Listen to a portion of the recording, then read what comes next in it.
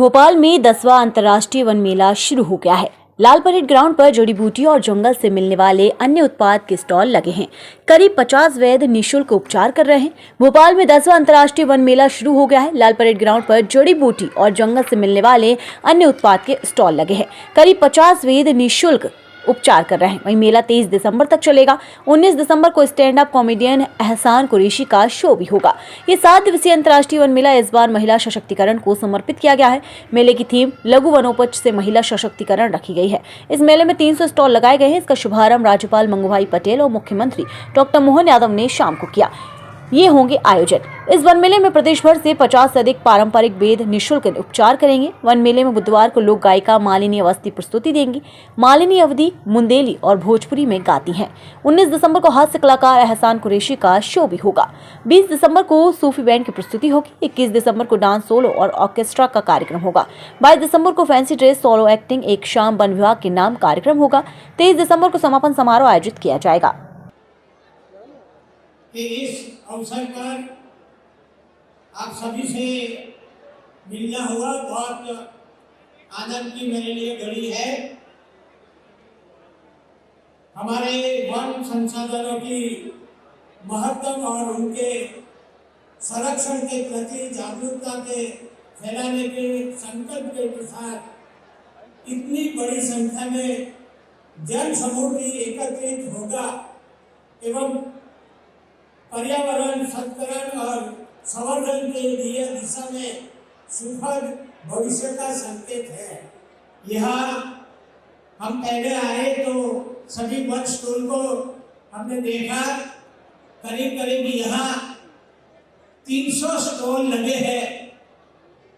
कई प्रदेशों से विदेशों से भी यहाँ स्टॉल लगे हुए। वन औषधि हम सब देख रहे थे। अभी 300 स्टॉल को तो हम नहीं वहां गए, मगर कई वन औषधि हमने देखी। हमने देखा आप सभी तो यहाँ बेचने आए, आपको तो मालूम है, मगर जो यहाँ भोपाल की जो प्रजा है उसको उसकी जानकारी नहीं है। मगर मध्य प्रदेश में बहुत अच्छा सा ऐसा फॉरेस्ट है।